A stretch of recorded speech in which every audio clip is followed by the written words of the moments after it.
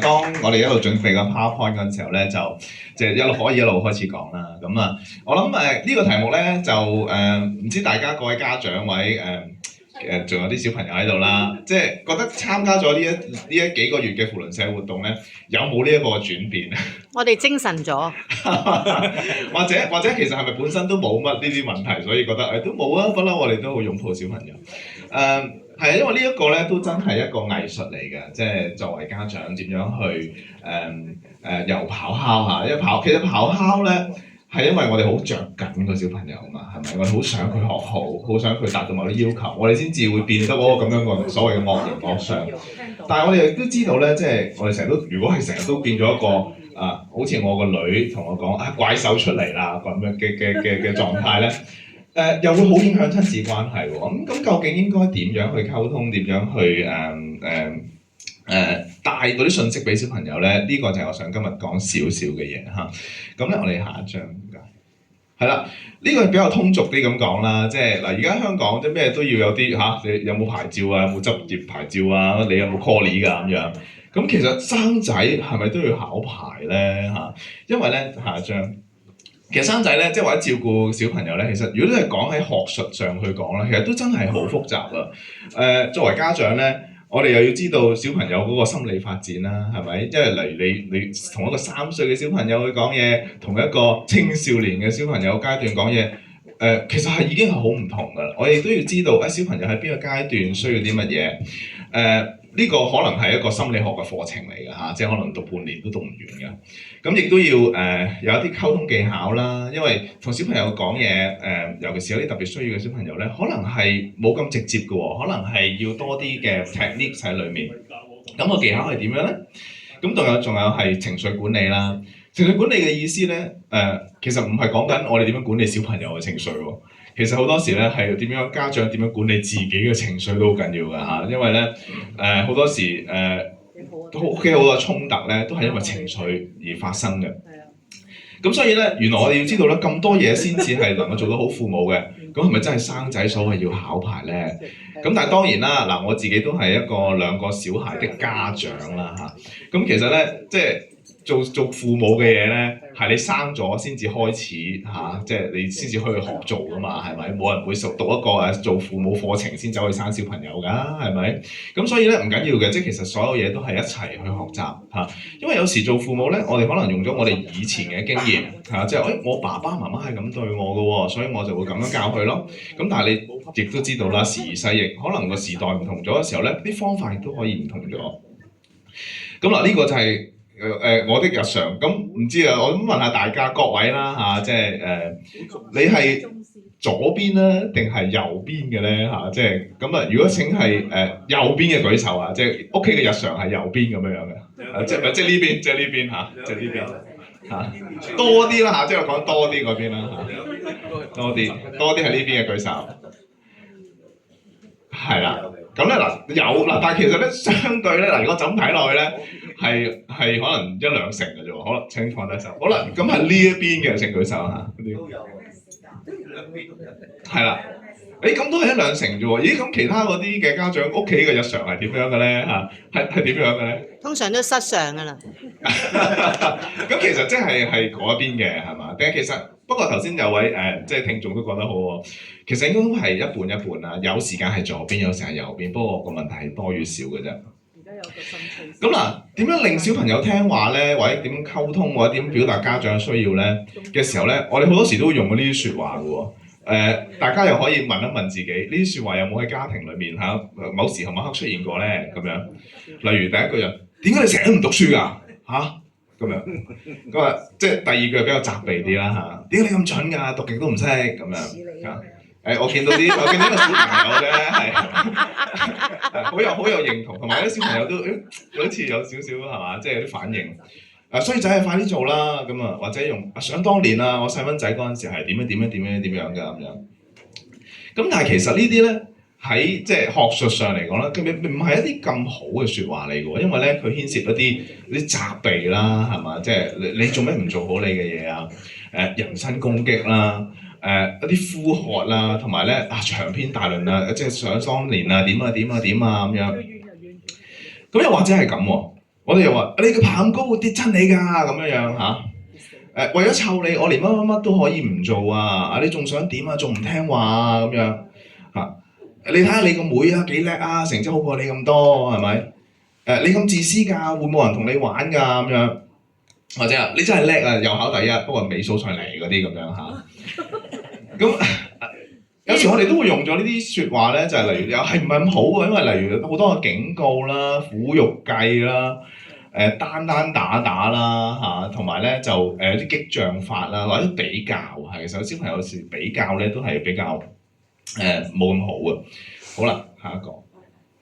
咁嗱，但係咧結果就會點樣咧？即係當如果屋企裏面充斥好多呢啲咁樣嘅説話嘅時候咧，就會發覺小朋友又好似唔係好合作喎，佢又唔聽喎。咁啊家長咧就越嚟越勞氣，越嚟越長氣啦嚇，即係越嚟日我夜我啦嚇，黑白天鵝日我夜我，又激氣啦，又好囉嗦啦，講好多道理啦咁樣樣嚇。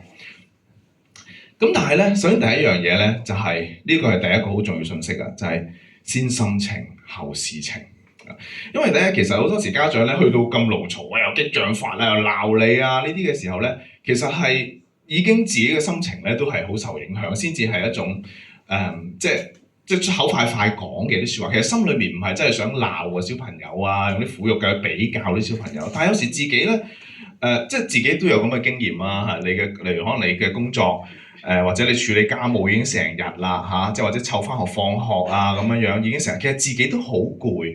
咁例如個女又不斷擁住你，阿媽要點啊咁樣，咁其實你嗰下都會覺得好大壓力，亦都會好敏感、好猛震，咁所以有時一時意氣咧就會講咗嗰啲咁樣嘅説話啦。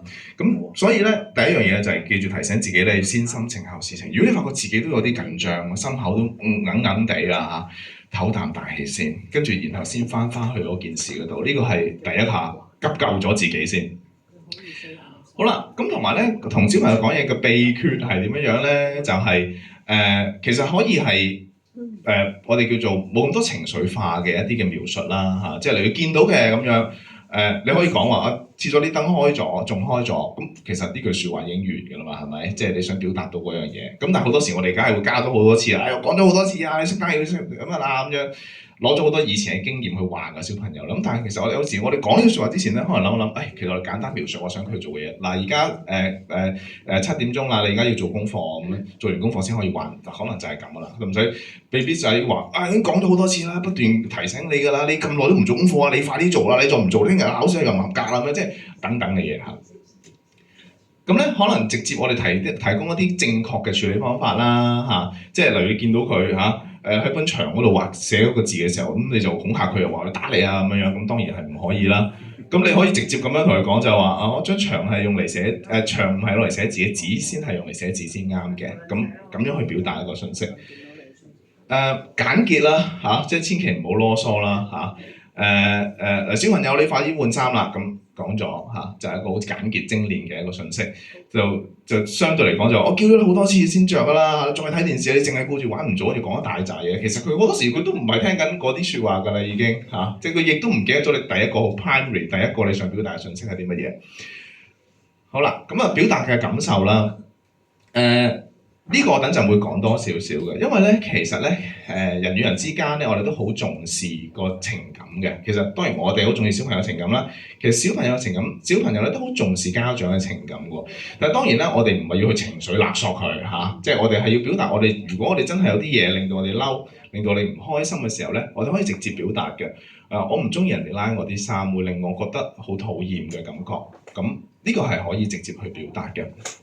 好啦，咁亦都可以用啲字條嘅提醒啦，即係減少個人與人之間即刻嗰刻嘅嘅鬥爭啦嚇。好啦，呢一個咧叫做自律金字塔啦嚇。咁其實咧我哋當然啦，好想嘅就係小朋友做到自律啦，即係自動波係咪？咩佢都搞得掂晒。咁但係咧呢個咧只係好似一個冰山喺個冒出嚟嗰一角嚟嘅啫，即係你見到人哋嘅小朋友，哇咁自律嘅咁樣，我哋唔好就喺度哇好羨慕好妒忌咁，但係其實原來咧喺個冰山嗰一角下面咧係好多嘢先至能夠做到個自律性，包括係一啲契約嘅決定啦、約定嘅決定啦、點樣執行啦咁樣。咁不過咧，我覺得最緊要嘅咧，其實係親子關係先嚇，因為咧其實咧，如果你冇親子關係嘅時候咧，亦都冇辦法去表達到情感嘅溝通咧，好多時只不過係一啲謾罵而係達唔到，或者你個信息係傳遞唔到嘅。咁所以咧，其實即係呢句説話，有個關係其實好多嘢都係冇乜關係嘅，係咪？即係如果同小朋友嘅關係好嘅話咧，佢其實可能講啲好簡單嘅嘢，佢都會容易接受好多。咁最後講少少關於同理心啦，再攞一張係咪咧？係啦，其實同理心好緊要嘅，因為同理心咧係一個能力咧，係先第一步去了解對方嚇，即係佢有啲咩感受。第二步咧係能夠成功傳達到呢一種嘅感受。呢一個咧係一個好有效嘅技巧嚟嘅。但係點解要特別喺呢度講咧？因為咧人與人真係同理心咧，可能好容易就會有嘅，因為如果成年人嘅世界咧，容易啲理解嚇對方嘅困難係喺邊度啊。但係咧其實咧我哋做咗成年人之後咧，見翻即係小朋友咧，好多時會覺得佢哋嗰啲嘢好小事啫咁樣，係咪？我哋未必可以去到佢哋同一個水平去諗事物嘅。例如佢唔見一個擦膠，係咪？其實好少，即係唔係咁樣？即係如果成年人世界裏面覺得嗰個擦膠係5蚊嘅啫喎，係咪5蚊買10嚿都得嘅喎？係咪？咁但係有小朋友嗰種價值觀裏面，佢就會覺得嗰個擦紙膠咧，可能係佢嗰一刻佢最深愛嘅嘢。其實可能下一陣佢又唔記得咗啦。不過咧，佢就覺得哇係佢最深愛嘅嘢，然後佢因為呢件事好憤怒、好唔開心。咁但係我哋如果有能夠可以建立到同小朋友同理心嘅話咧，就係我哋都要感受到小朋友唔見咗呢嚿擦膠嗰種嘅重要性啊！即係嗰種嘅傷害係好大嘅，就唔係我覺得好似幾蚊啫搞掂啦，買翻俾你算啦，唔好鬧啦，唔好嘈啦咁樣。咁喺嗰一刻嘅時候就，可能我哋如果我哋能夠有同理心啦，我哋就表達，我都知道呢嚿擦紙膠對你好緊要，而家見到你好唔開心，嗱呢一個就係一個好好嘅同理心嘅一個傳遞啦。咁同埋咧，當佢受到呢一個，即係佢被明白咧，其實佢就會覺得好舒服嘅，因為咧起碼佢知道佢嘅訴求或者佢講嘅嘢咧被聆聽咗啦，同埋咧你係會處理係嘛？咁所以呢種感覺係好好嘅，係啦，再下一張。咁同埋咧，另外一樣嘢就係學習聽咯喎。嗱，因為咧做家長咧好多時，我哋都要真係聽清楚小朋友想表達啲乜嘢。咁其實如果中文文字裏面呢個聽字咧都有好多嘢可以俾我哋借鑑噶咯喎。嗱，第一樣嘢咁梗係要用耳仔聽啦，係咪？即係你同你講嘅時候，你要真係聽啦。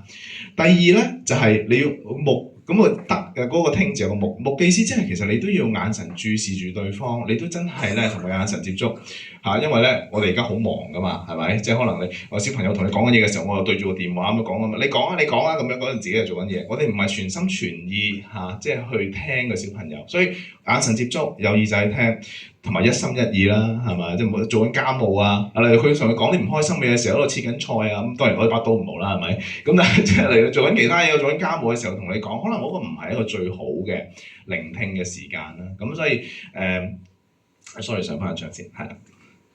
咁跟住同埋咧，上翻一張先，或者上一張，係啦。同埋仲有一樣嘢咧，就係個王，呢個咧其實係個王字啦，即係意思即係其實係要 respect 啊，即係要尊重對方。因為我哋做成年人嘅時候咧，小朋友嘅説話我哋都要好似，即係我哋都要尊重佢噶嘛，咁所以呢個聽字咧就教曉我哋點樣去學習聆聽小朋友嘅需要。好啦，再下張啦。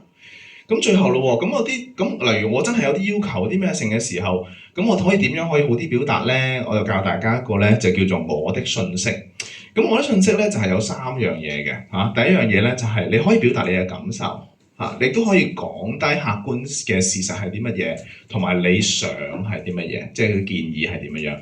咁例如即係例如下面嗰個例子啦，咁樣佢就話，即係你可以講你講當時嘅感受，親愛嘅寶寶嚇，即係或者個女啊仔咁樣啦嚇，媽咪而家覺得好唔好意思嗱，因為跟住講句客觀嘅事㗎啦，因為咧公共交通工具上面咧好多人，如果你咁大聲講嘢會影響其他人休息嚇。咁所以咧，我希望你可以細聲啲嚇，即係等我哋之後再討論啦，咁就唔會嘈親人哋啦，係嘛？咁就好過咧就話你唔好再嘈啦，再嘈咧人哋又報警啦，咁樣即係咁樣咧就可能佢又冇咁接受咯，因為咧我的訊息咧其實個重點係你可以講到自己嘅情感，而小朋友當知道你都有呢種情感嘅時候咧，佢就會配合咯。好啦。咁最後啦，我借用呢個龍應台嘅一句説話啦，咁啊呢本一本好睇書嚟㗎，咁啊孩子你慢慢來嚇。咁有時你知啦，做家長嘅都係望子成龍嚇，亦都有好多嘅要求、好多嘅目標想去達成。咁但係咧，龍應台佢話，從媽媽的角度看孩子的世界唔難，但係難得嘅係咧，媽媽咧會蹲下來，保持同小朋友嘅孩子一樣嘅高度去睇個世界。我哋都係一樣嘅生命，而且我哋彼此尊重，我哋一齊成長嚇，即係我哋一齊。好啦，再下一章。咁咧，咁多謝大家今日嘅時間啦，因為懂得，所以慈悲。我哋明白到小朋友都有需要嘅時候咧，我哋就懂得點樣去慈悲一啲啦。再下仲有一章嘅。咁最後啦，仲有個 message 咧，就係我覺得self-compassion 自愛都好緊要嘅。因為咧喺呢一個咁樣嘅育兒嘅一條路上面咧，係好多困難嘅。咁當然啦，有一個好好嘅即係呢一個 association 咧，就變咗大家會有個互相嘅 support。但係除咗互相 support 之外咧，其實咧自我關懷都好緊要嘅，即係咧。俾一個擁抱，有時可能俾一個擁抱自己嚇，食一啲自己想食嘅嘢，去一啲自己想去嘅地方，有啲少少嘅 me time 係好緊要嘅，因為咧作為一個全職嘅媽媽咧係247無休嘅嚇，但喺247無休中間能夠騰空15分鐘去睇一睇我最喜愛嘅姜濤，去睇一睇係咪？即係去睇一睇去食一啲我中意食嘅嘢，唔係淨係掛住小朋友想食啲乜嘢嘅時候係好緊要嘅。咁所以咧呢度最後咧就係想大家都俾自己一個擁抱啊，咪即係攬一攬自己嚇，即係俾一啲要自我關懷，要自我擁抱。好啦，多謝大家咁。